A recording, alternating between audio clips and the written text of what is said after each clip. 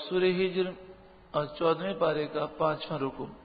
فلما جاء آل لوط المرسلون، پھر جب حضرت لوط علیہ الصلوۃ والسلام کے گھر پر فرشتے آئے، قال انکم قوم منکرون، تو لوط علیہ الصلوۃ والسلام نے فرمایا بے شک تم اجنبی لوگ ہو، ہمارے علاقے کے نہیں ہو، باہر سے آئے ہو۔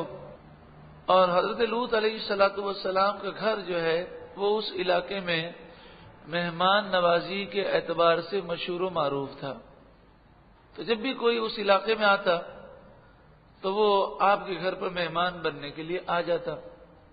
تو آپ نے ان فرشتوں سے کہا کہ تم تو اجنبی لوگ لگتے ہو، وہ خوبصورت لڑکوں کی شکل میں تھے، تو آپ نے یہ خیال کیا کہ انہیں نہیں معلوم کہ اس بستی کے لوگ کیسے غلط کاموں میں مبتلا ہیں، تو اس لیے آپ نے فرمایا۔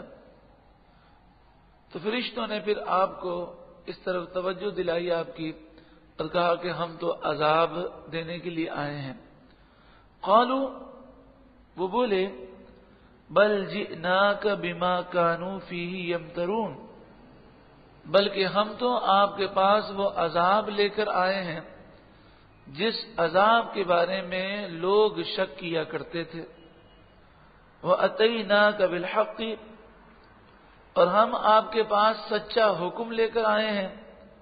وَإِنَّا لَصَادِقُونَ، اور بے شک ہم ضرور سچے ہیں۔ فَأَسْرِ بِأَهْلِكَ بِقِطْعٍ مِّنَ اللَّيْلِ، آپ راتوں رات اپنے گھر والوں کو لے کر نکل جائیں۔ وَاتَّبِعْ أَدْبَارَهُمْ،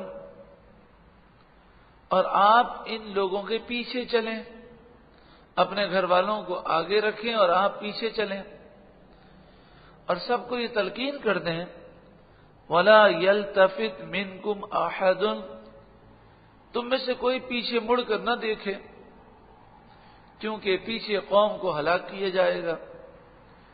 وَامْضُوا حَيْثُ تُؤْمَرُونَ، اور جہاں جانے کا حکم دیا جاتا ہے وہاں سیدھے آپ لوگ چلے جائیں۔ وَقَضَيْنَا إِلَيْهِ ذَلِكَ الْأَمْرَ، اور ہم نے اسے اس حکم کا فیصلہ سنا دیا، أَنَّ دَابِرَ هَؤُلَاءِ مَقْطُوعٌ مُصْبِحِينَ، دابر کے معنی جڑ ہوتا ہے اور مقطوع معنی کٹی ہوئی، تو ہم نے لوط علیہ السلام کو یہ فیصلہ سنا دیا کہ بے شک ان کافروں کی جڑ جو ہے وہ کاٹ دی جائے گی، مصبحین، صبح ہوتے ہی۔ وَجَاءَ أَهْلُ الْمَدِينَةِ يَسْتَبْشِرُونَ، شہر والوں کو جب معلوم ہوا کہ یہ خوبصورت لڑکے ان کے یہاں آئے ہیں تو وہ خوشیاں مناتے ہوئے آئے۔ قَالَ إِنَّ هَؤُلَاءِ ضَيْفِي فَلَا تَفْضَحُونِ، اب یہاں پر ذرا آپ سمجھ لیں اس چیز کو کہ یہ جو رات کا واقعہ ہے کہ لوگ دوڑتے ہوئے آئے، یہ اس وقت کی بات ہے کہ جب حضرت لوط علیہ السلام کی توجہ اس طرف نہ ہوئی تھی کہ فرشتے ہیں، اور آپ نے انہیں مہمان سمجھا تھا، اور آپ کو یوں سمجھیے کہ جیسے مثال کے طور پر کسی اہم معاملے کی طرف انسان کی جب توجہ ہوتی ہے تو دوسرے معاملے سے اس کی توجہ ہٹ جاتی ہے۔ تو جب آپ نے ان خوبصورت لڑکوں کو دیکھا تو آپ کو جو فکر پیدا ہوئی کہ میری قوم تو برائی میں مبتلا ہے، اس فکر کی وجہ سے آپ کی توجہ نہ ہوئی کہ یہ فرشتے ہیں۔ ابھی آپ کی توجہ اس طرف نہیں تھی کہ فرشتے ہیں، تو آپ نے اپنے قوم سے کہا ان هؤلاء ضیفی، بے شک یہ تو میرے مہمان ہیں، فلا تفضحون، تو تم مجھے مہمانوں کے سامنے رسوا نہ کرو، تم مجھے مہمانوں کے معاملے میں پریشان نہ کرو۔ واتقوا اللہ، اور تم اللہ سے ڈرو، ولا تخزون، اور مہمانوں کے سامنے مجھے ذلیل نہ کرو۔ قالوا اولم ننہک، ہم نے کہا کہ یہ میرے مہمان ہیں، تم انہیں ہاتھ مت لگانا۔ تو وہ کہنے لگے کہ آپ کو تو ہم نے پہلے ہی کہا ہے کہ آپ اگر اپنے گھر میں مہمان رکھیں گے تو پھر ہم اس کے ذمہ دار نہیں ہوں گے۔ قالوا، وہ بولے، اولم ننہک عن العالمین، کیا ہم نے آپ کو منع نہ کیا تھا کہ دوسروں کے معاملات میں آپ دخل نہ دیا کریں، اب ہماری مرضی جو ہم کریں۔ قال هؤلاء بناتی ان کنتم فاعلین، حضرت لوط علیہ السلام نے فرمایا یہ میری قوم کی بیٹیاں ہیں، اگر تمہیں کرنا ہے تو ان سے نکاح کرو اور یہ حرام کام نہ کرو۔ لعمرک، اے محبوب تمہاری جان کی قسم، انہم لفی سکرتہم یعمہون، بے شک وہ اپنے کفر کے نشے میں، گناہوں کے نشے میں بھٹک رہے تھے۔ اتنی نصیحتوں کے باوجود انہیں کوئی ہدایت نہ ملی۔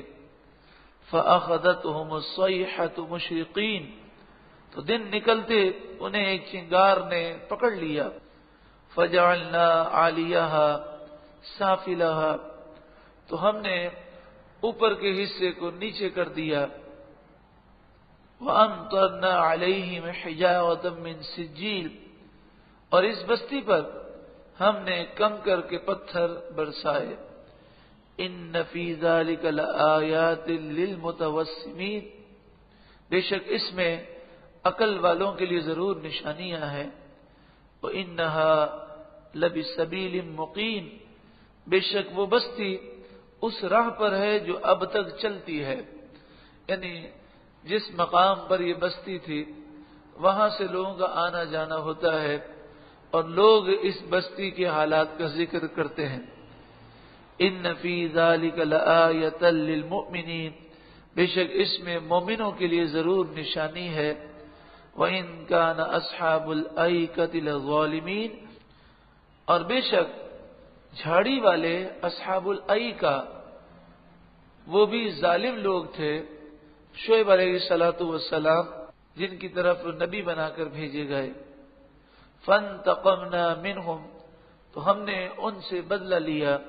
وَإِنَّهُمَا لَبِإِمَامٍ مُبِينٍ، اور بے شک یہ دونوں بستیاں کھلے راستے پر پڑتی ہیں، یعنی یہ دونوں بستیاں ایسی جگہ پر ہیں کہ جہاں سے لوگوں کا گزر ہوتا ہے۔